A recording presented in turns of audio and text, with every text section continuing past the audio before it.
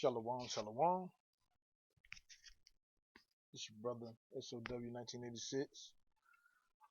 Just want to give all glory and praise to Yahweh, Yahawasha, Yahawah. Yahweh was with us in the wilderness, and there was no strange idol with him. Also want to give a shout out to the brothers of the Torah Knights, the Torah Israelites, to the house of Yoshiah, and to those who are seeking after Yahweh. He that dwelleth between the cherubim, he that lifted the earth from the gates of death, and seeking him only, and his Torah, to keep his commandments and his statutes and his judgments. Okay, not just the physical Torah, but also the spiritual Torah. And we'll go into that later. But I just wanted to make a quick video. This is a continuation of the series talking about Dawad. You know, Dawad is the Mashiach. But not only Dawad is the Mashiach, but those who seek after Yahweh, who seek after the Torah, who meditates on the Torah day and night, they may observe to do according to all that's written in it. Right? The word. Shout outs to brother Judah Nazareth. He pointed this out regarding the word Mashiach. Right? So Shayak has to deal with the contemplation and the pondering. Right? The muttering, the meditation. Right? And dedicating yourself to the Torah, to live according to it, and to meditate upon it. You're always thinking about it. Always, you're chewing the word of he that dwelleth in the cherubim constantly, like a lamb grazing. You know, the bullock, the sheep, and the goat is always grazing when they graze, and when they're chewing on their food, right? They chew and chew constantly. They're constantly breaking down the nutrients of the grass. That's how we need to do the word of he that dwelleth in the cherubim. He that lifted the earth from the gates of death.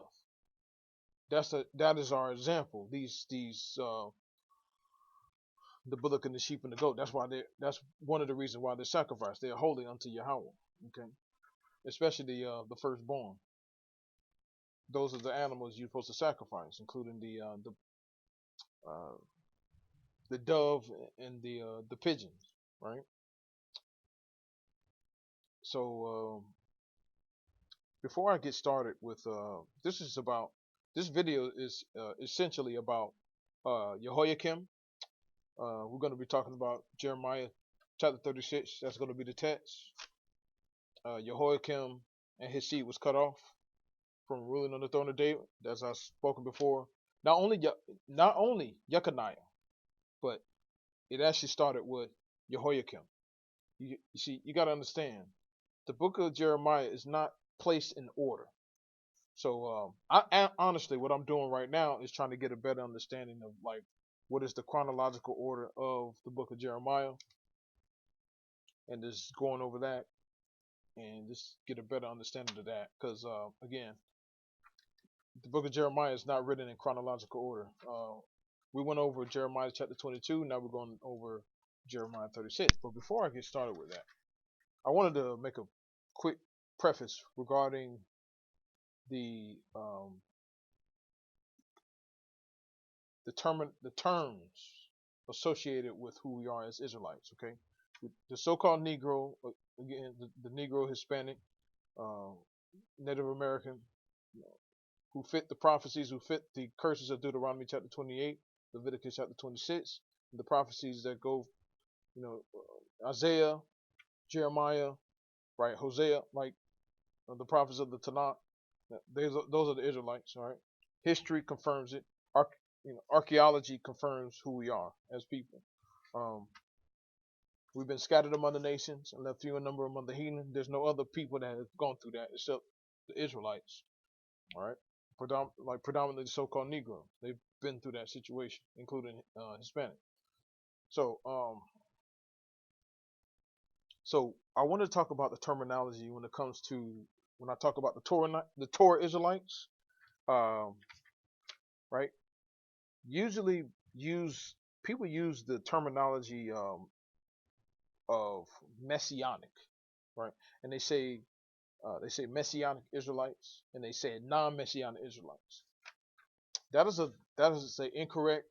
That's incorrect to call us non-messianic. Okay, I can't, because we as Torah Israelites, we believe in the Mashiach. We do believe in Mashiach. We just don't believe in Yahawasha as the Mashiach. Now, I will say that, was Yahawasha a type of, was he a Mashiach in that time, trying to bring the Israelites back to the Torah and bring them back to the essence of the true worship towards Yahweh? Yeah, that's a Mashiach. He meditated on the Torah. He was teaching the Torah. You know, those who are able to go into the holy place, right? This is the temple talk that I'm talking. Those who are able to go into the holy place, right? Right? And go through the levels of the tables, of the showbread, and the illumination of the menorah, right? And to eventually be able to get to the golden altar, right? And then eventually be able to go into the Dawad, which, right, you're able to you're able to get the wisdom. You're able to commune with Yahweh, to be able to speak to the people and to deliver the message uh, to people, to the Israelites, right? Right? You're a teacher. You're a priest. You're like a Kahan. You're the Kahan Gadawal, right? Or the high priest, like one that's able to teach, because that was the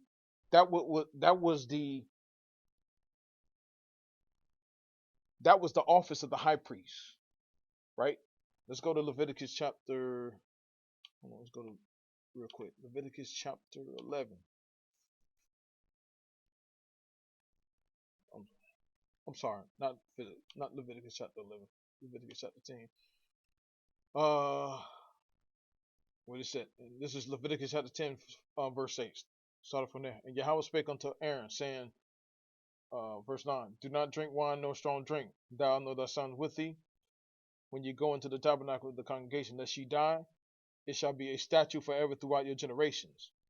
And that you may put difference between holy and unholy, and between unclean and clean, and that ye may teach the children of Yasharal all the statutes which Yahweh has spoken unto them by the hand of Moses. Right? Let's go to the where's my Strongs at? Excuse me, Slocky, brother. Just get this real quick. Read it from the Strong's perspective.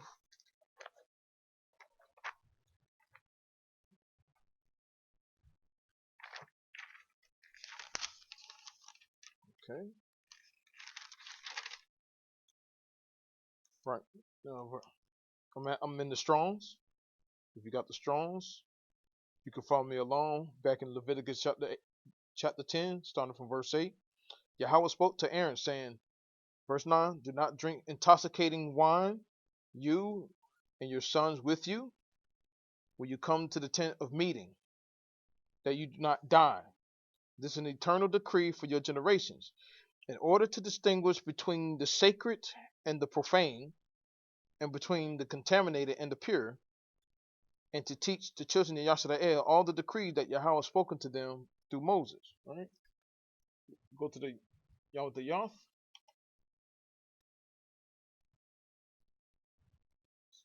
Zoom that out real quick so we can be able to see it. Right? وَيَتَبَارَ Yahweh el Haran la Imar. Right?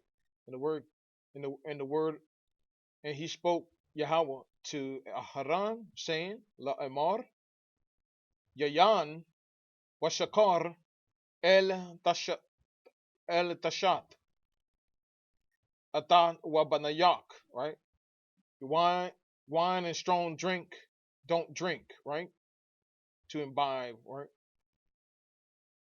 Right? To drink, to imbibe, tashat, or shata, to drink. You, ata, wabanayak, right? And your sons with you, atak. Baba ekam el ehel mawa'ad wale tamata. So when you go in, right, into the tabernacle, when you go in, Baba Ekam, right, or Bo, go to go, right, 2, right? The tabernacle, Ehel Mawa'ad, the tent of meeting, Wale Tamata, lest ye die, right? Wale, that you not die, not die, right? Tamath or Mawath,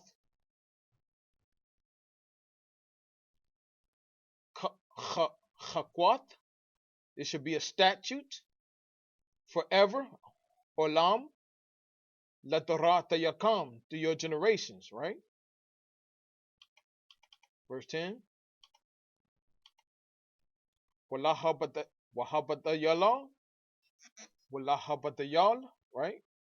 Wahabata Yal, to divide between Hakwadash, holy, Wabayan, Achal, unholy, Wabayan, Hatame, foul with unclean, Wabayan, Hatahawar, or clean, or pure. Wallahawarat, right? To flow as water, and that you may teach, right?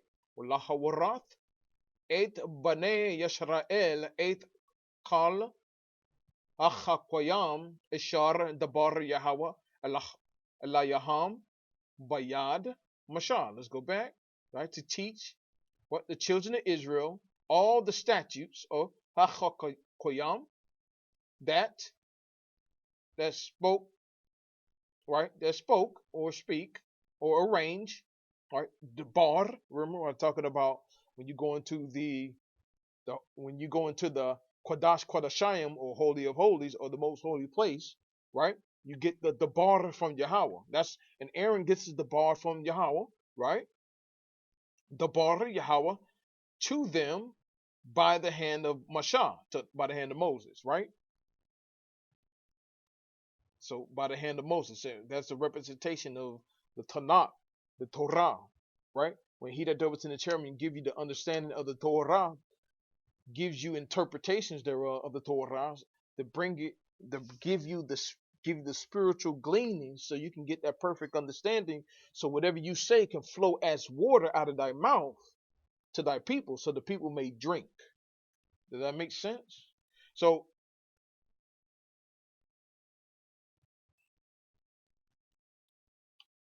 right. So yeah. So my me going to this is to give you an understanding of like what I think of Yahawasha. Yahawasha was a right willing teacher.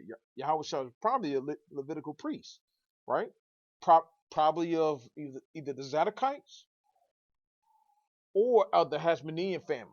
Okay, and he was able to bring the water to the people, right? Right. My doctrine shall drop as the rain, right? Go to Deuteronomy chapter 32, right? When he gave the knowledge of the Torah to the people, right? So if you want to say that he was that type of Mashiach, yeah, I'm fine with that. I'm cool with that. He was a Mashiach in that sense. Yeah, I'm cool with that. But to say that he's the son of David, and that he's going to rule on the throne of David, he's going to be risen from the dead and all of that, listen, man, you're going off with that. He cannot rule on the throne of David. Again, he cannot rule on the throne of David. My brothers of the New Testament, the brothers who go through the New Testament, who wants to calls him to be the Savior. But Yahweh's the Savior, bro. Yahweh's the Savior, not Yahawasha, bro. You know, see, when I speak to you brothers of the New Testament, and brothers of the camps, listen, I'm not coming to you trying to be, what's the word, controversial to you. I'm just talking to you as a brother, like, man, listen, you brothers doing great things, but I just disagree with that. I disagree with that doctrine to say that Yahawasha is supposed to be the one that's ruling on the throne of David. He can't rule on the throne of David by presidents. The presidents, legal presidents, based on what the judge has said, has spoken. And the judge is Yahweh. Okay? Elohe Yashara'el. Yahweh has spoken concerning, right, the seed of David, that they shall not rule on the throne of David. They cannot rule on the throne of David. They've been cut off to rule on the throne of David. Okay? Now, we're going to go. Now, again, before I go there, let's see how much time I got. Got 15 minutes. So, back to the concept of the Mashiach, the Messianic Israelites versus the non-Israelite, non-Messianic Israelites. That terminology is incorrect because, again, Torah Israelites, or what they like to call non-Messianic Israelites, do believe in the Mashiach. We do believe in the concept of being Mashiach. We do believe in that concept. Okay? We do. Torahnites and Torah Israelites, right? One and the same. We do believe in that. Torahnites affiliates, and Torah Israelites, we believe in that in the concept of the Mashiach. We believe that Dawad is the Mashiach that's going to rule on the throne of David because he has to according to law. I'm saying, based on the precedence that's been set, that he that dwelleth in the cherubim has said in the prophecies that Dawad, he shall raise up Dawad again.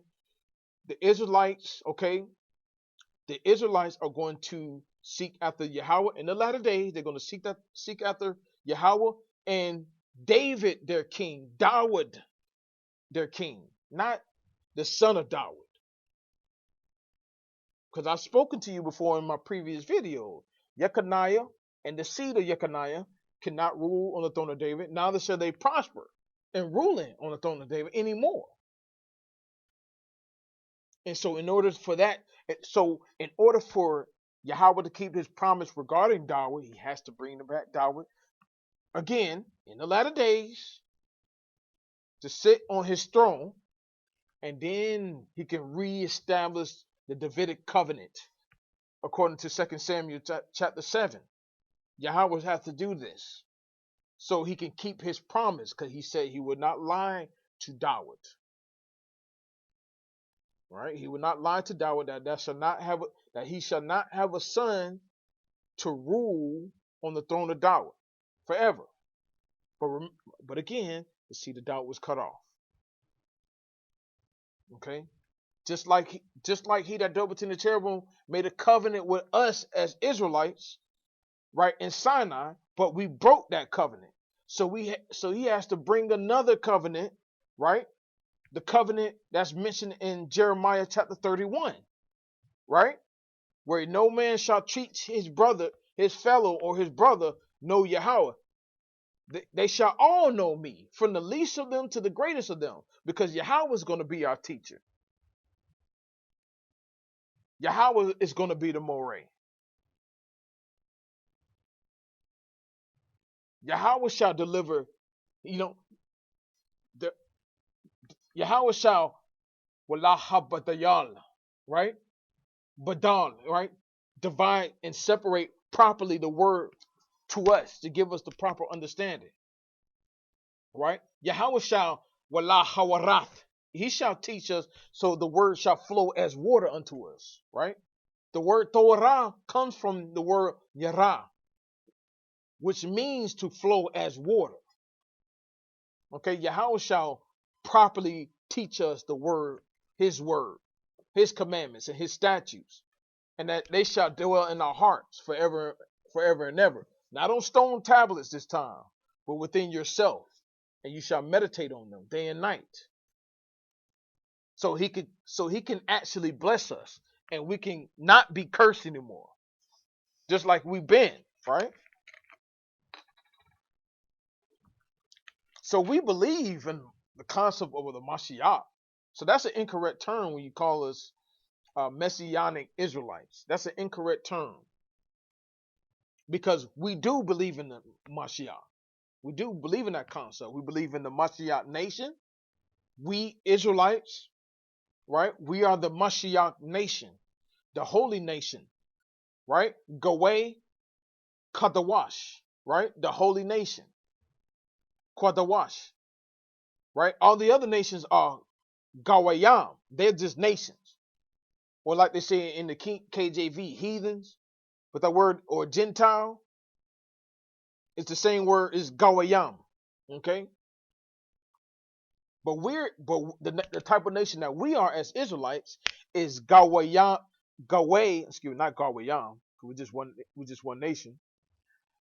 Gaway Kadawash, right? Let's go to Exodus real quick. Exodus chapter 19, right? Wa etam tahaya le mamalakat kahanayam wagaway kwadawash, right?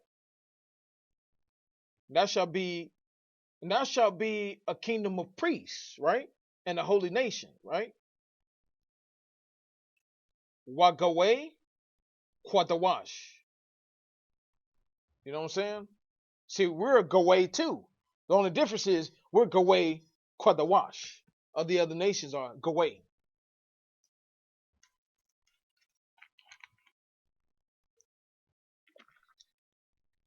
So I just wanted to make that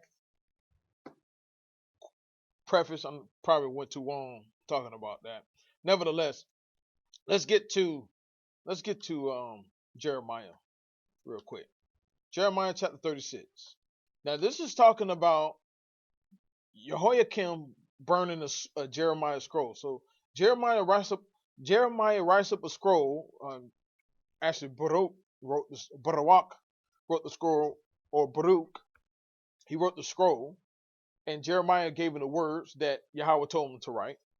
And it was talking about, hey, all these evils is going to come upon Yahawasha.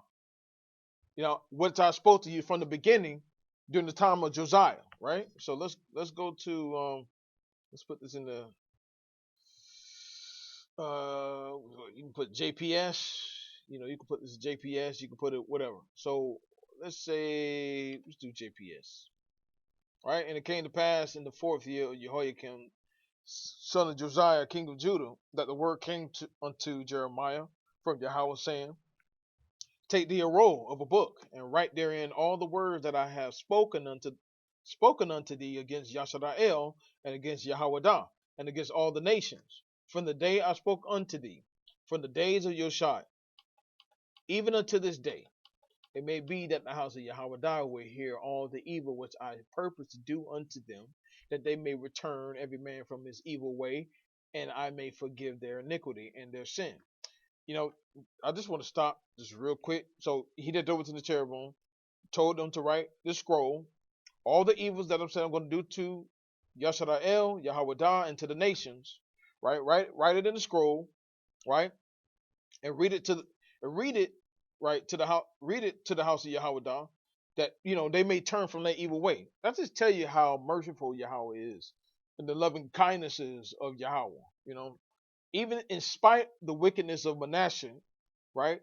The son of Hezekiah, and the wickedness that he did, the unfortunate wickedness that he did, right?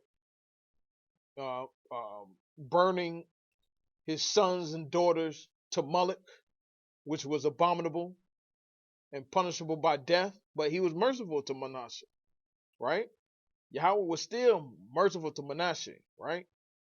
And brought him. And remember, he locked them up. Go and look at the history of Manasseh, right? In the book of Chronicles, he locked them up. I think it was in Egypt. He locked them up, and then Manasseh humbled himself to Yahweh and brought him back to the kingdom of Yahawasha, right? He was merciful to Manasseh. You know what I'm saying? All the wickedness that he did, yet he was still merciful. This will tell you the great mercies of Yahweh, man. So if his mercy and his loving kindness is great and everlasting, right? How much more his wrath? You don't want to test the loving kindness of Yahweh. And you're gonna see what Yehoiakim does. Yehoiakim just totally disrespects Yahweh. You know what I'm saying?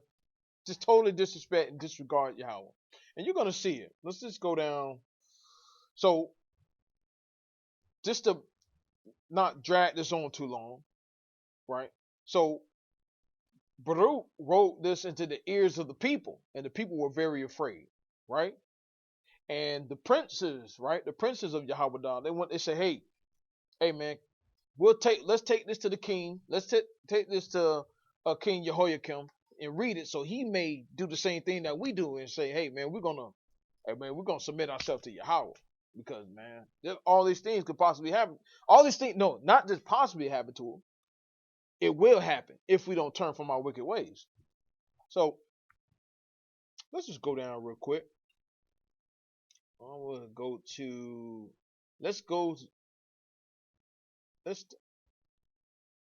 just start right here. Jeremiah 36, chapter 16.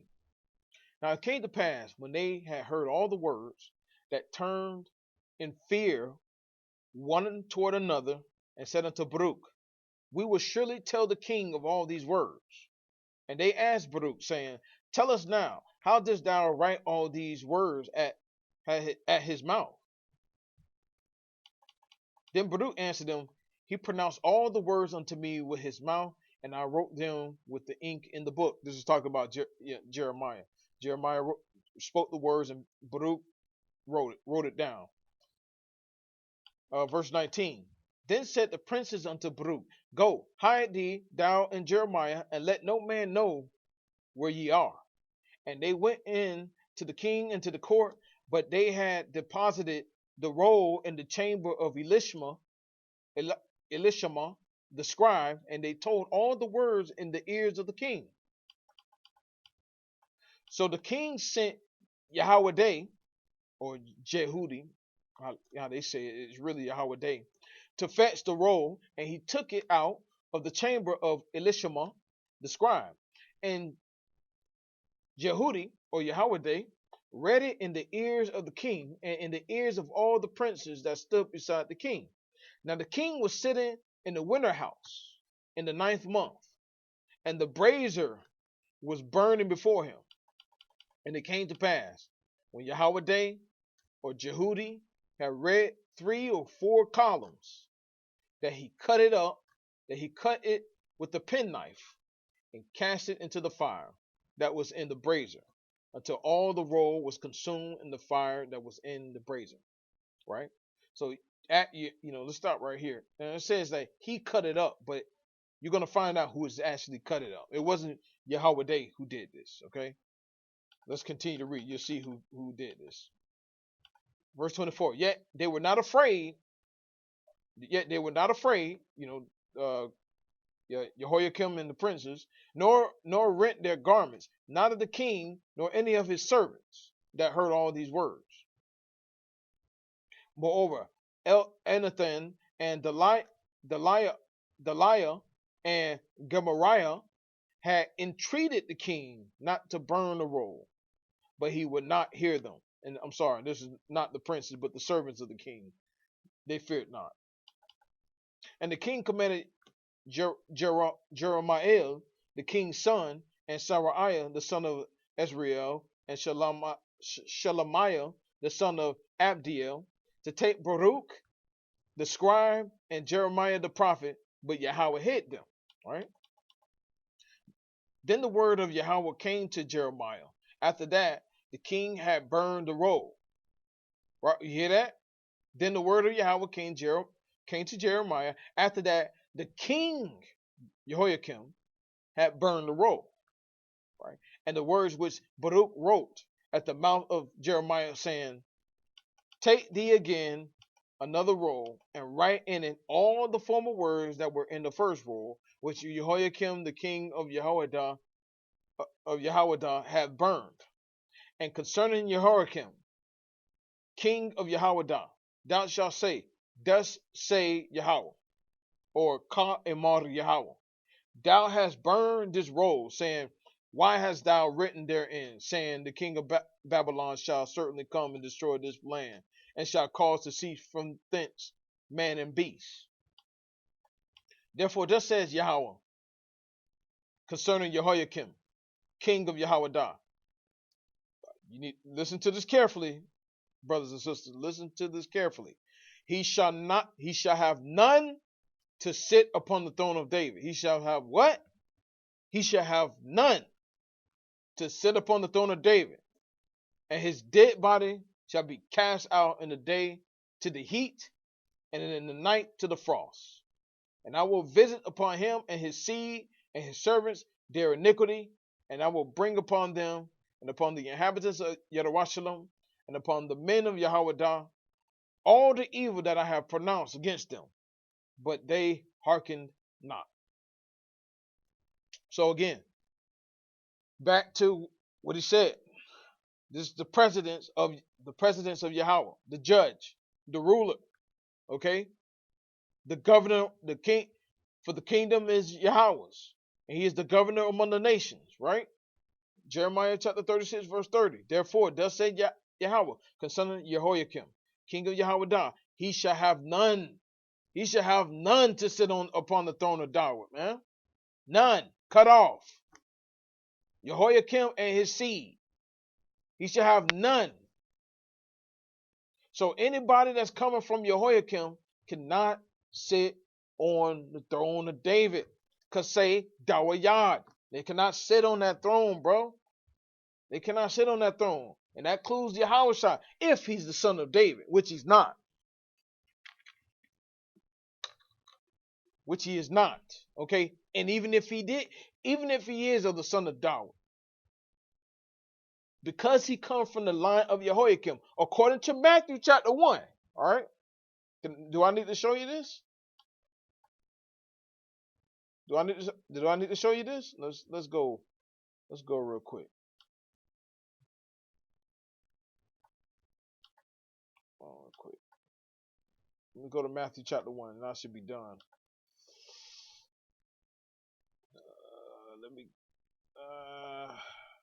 Let's go right here. Back to the genealogy. And it says Matthew chapter 1:11, and Josiah begot Jeconiah. See the lie? You see this nonsense right here? You see this nonsense? You see? They left out Yehoiakim because they knew he was cut off, man. But the problem is Jeconiah was cut off too in his seed, man. Go back to Jeremiah chapter 22. Read that, man. Go to Jeremiah chapter 36. Go to Jeremiah chapter 22. Yehoiakim was cut off, and his seed, he shall have none to sit upon the throne of David. Okay? So, even though it's not telling you, even though they're trying to do some hook, you know what I'm saying? Even though Matthew chapter 1 tried to do some nonsense, some kind of trickery, right? Again, this genealogy is screwed up. This Matthew chapter 1 genealogy is screwed up. You cannot rely on this. Even still, Jeconiah was cut off. But Jeconiah comes from Yehoiakim. And according to Jeremiah chapter 36, according to the commandment of Yahweh, according to the legal precedents of Yahweh, he shall have none. Yehoiakim shall have none to sit on the throne of David. So that includes Jeconiah. So that's all I wanted to say to you, brothers. I wanted to add this supplemental information regarding Jeremiah chapter 36 because that was missing from me, and honestly. And I found that doing another research on another type of another project that I'm working on. I can't reveal it right now until I'm completed and finished with it. But nevertheless, eventually I'll reveal it to you, brothers and sisters, when I get to it. Nevertheless, just want to say all praise to Yahawah God, Yahawah Badad. Shalom, shalom, shalom.